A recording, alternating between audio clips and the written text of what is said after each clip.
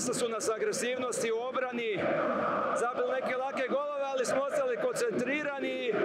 Promijenili smo malo obranu, uveli energiju sa 5-1 obranu i promijenili tok utakmice i rekao bi zasluženo pobjedili.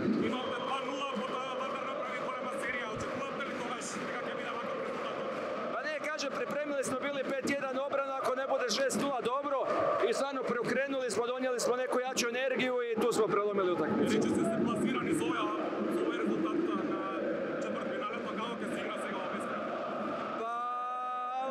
To je sve moguće, vidjeli smo puno stvari da se događalo u prošlosti i moramo biti skoncentrirani i probati pobijediti pred našim navijačima doma isto.